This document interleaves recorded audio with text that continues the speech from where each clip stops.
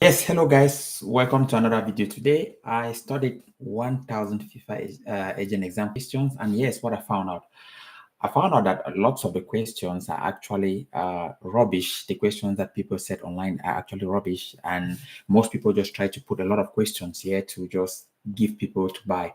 So stick around, and I'm going to tell you what to do when you find questions that are actually like, let me say, crazy questions, because nowadays you see people making books just to sell you guys the books for preparing for the FIFA exam. So this is what you're going to do. The first thing I would say is, when writing the FIFA exam and when you're looking at the questions, try to, if you're getting questions from, let's take for example, someone with credible, or someone you know, try to find out about that person, because a lot of people have gone online, use things like probably chat GPT and all the whatnot, just to give you guys questions and you provide. So the first thing I would say is, the most important thing for you when you're looking at questions, when you're looking at those questions, is try to first find, who is this person? Has this person been studying for this exam? Has this person been studying for this exam? Does this person have experience?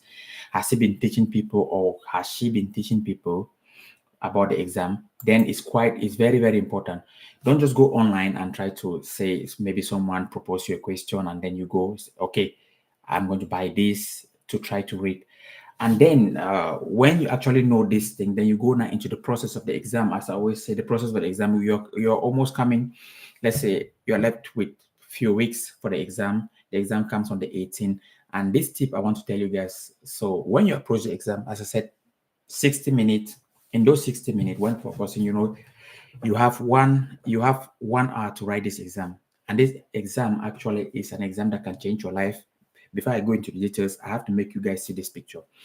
So I'll take a look out. I'll tell you this. When you have your exam certificate, or when you pass the FIFA agent exam, approaching clubs, you are seen as a professional. They respect you. So put everything you have on this. You can speak to CEOs, or sporting directors, and you can start changing your life by selling players. If you have good players on your hand, you can walk into sport offices and speak to them, or sport clubs. They will listen to you. So do not miss this opportunity.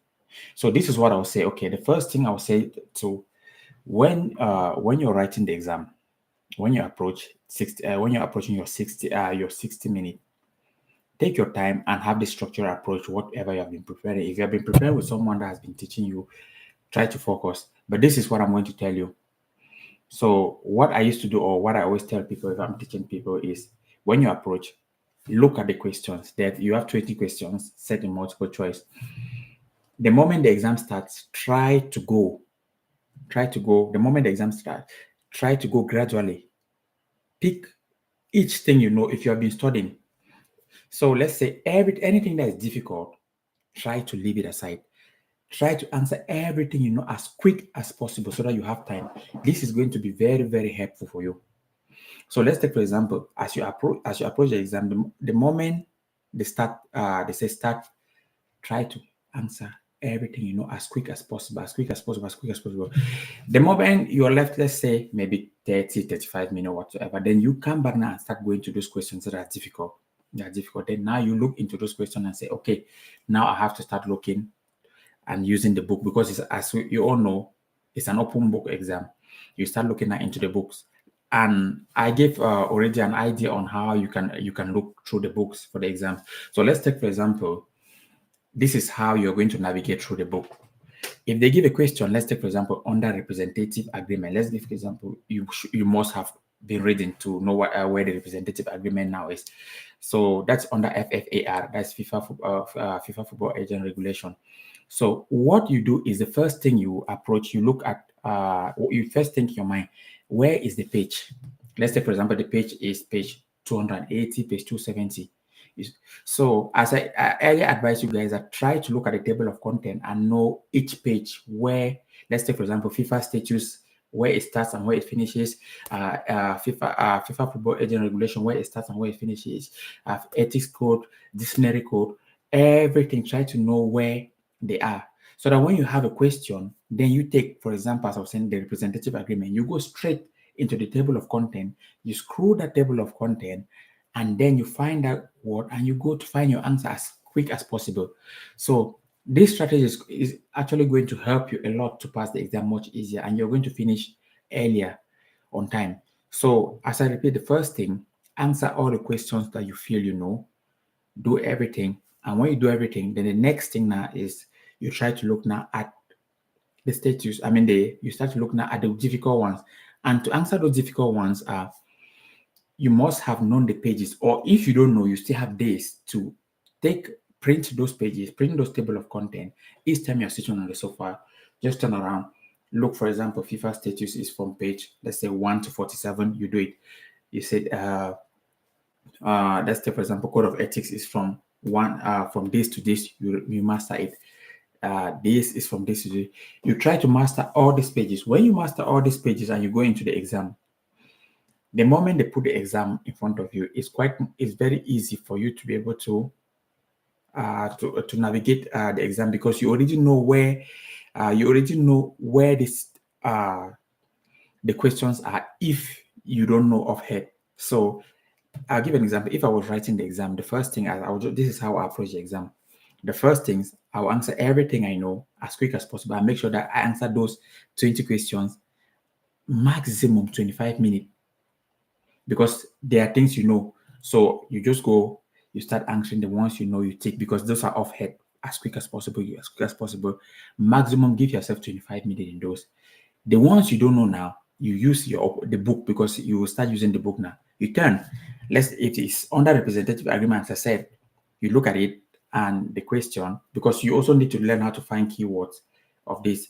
I think most of you guys must have been studying and you know how to find the keywords, and the keywords are going to help you locate if this question is under FIFA status, if this question is under representative agreement, if this question is under football tribunal, if this question is under safeguard, if this question, all those things.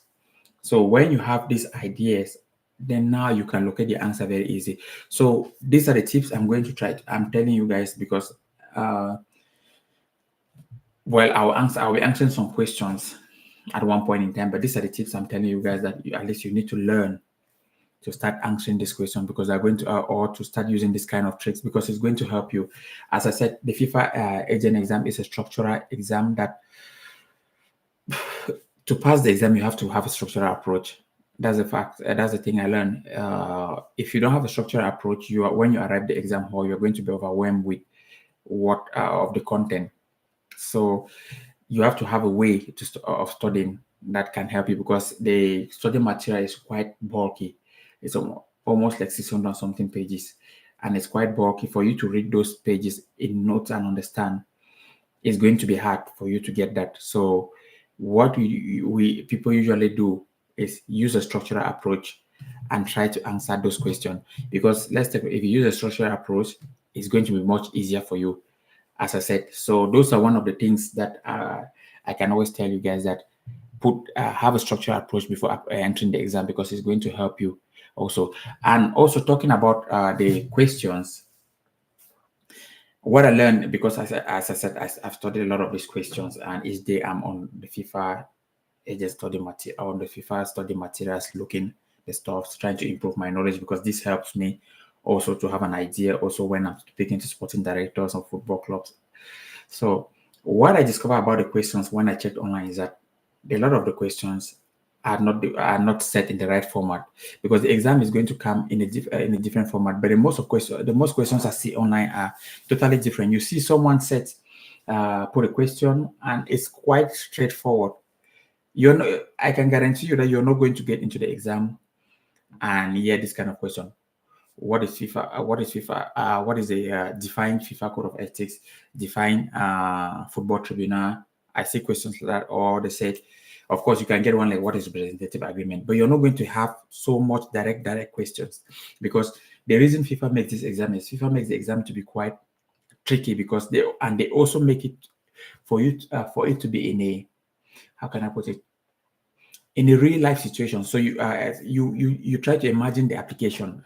Let's take, for example, they try to also always make it the exam to have a real life scenario. So I'll give an example. If they said a child, let's take, for example, they can give a question like, there's this 15 years academic player this 15 year student who moved to Brazil to play football, move for studies.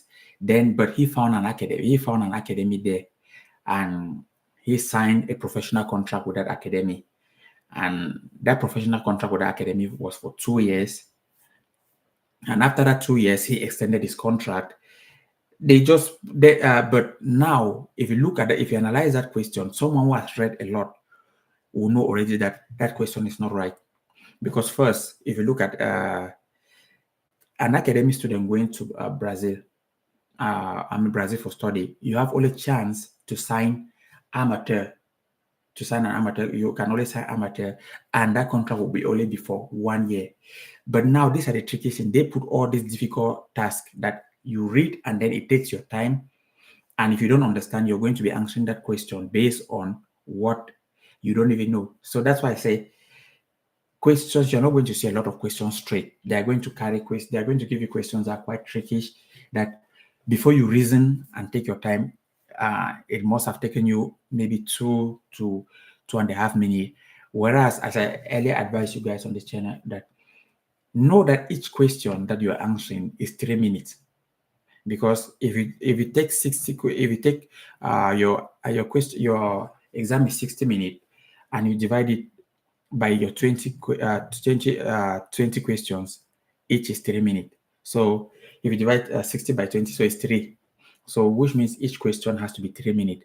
So the reason the structure approach comes in is that you have to try to answer as quick as possible so that you cover for those other difficult questions. So you spend, let's say, 30 seconds or maybe how long on the easier questions so that they are more quicker, so that you can answer it, and then turn back to the more difficult one and spend maybe 5, 6, 7, 8, 9, 8 minutes on a very difficult question, because you're going to come across a question that it's quite bulky, that before you read the question and to even interpret that question, it's already it takes you more than 3 minutes. But if you have used the structural approach, you're going to capitalize on that time because you have time. But the most thing that or I don't want to say difficult, if you want to fail the exam easily, don't make this mistake. Like, just going when you start answering the questions, you start going from number 1 to number 2. Probably number 3 is very difficult question, and you stop there. You're going to research it in the book, trying to say, okay, I have to try to figure this out before I move to the next. Trust me, you're going to answer just like 7 or 8 questions, and the time will be over, because there are certain questions that are quite tough that you need to skip them, and you might find maybe very easy questions ahead. So these are the strategies that I'm giving you guys, that try to understand this. These are the things that a lot of people, you see, probably like 20 people can write. And most of those people, let's say if they pass, they have a structural approach, or because they have also been told by their mentors that use this to try to write the exam and pass. So these are one of the things I always tell you guys, that keep an eye on this. Don't go inside there, and be aware that also, I hope also you guys know that the exam is coming just once a year. So if you miss this year, it's not like the previous years that some of us, when we wrote, were lucky that people were writing twice in a year. This time you have to write just once in a you just have to write once in a year, and you're not guaranteed that the next year you even pass again. So if you have a chance on this, try to stick around, try to stick and write it, focus on it, because as I said, it's your future. Because when you pass this exam and then the business starts, now you start talking to clubs, and it's also going to depend how pushful you want it, how willing you want to leave your house to go and maybe meet sporting directors. For example, I live in a city called Kajaani in Finland.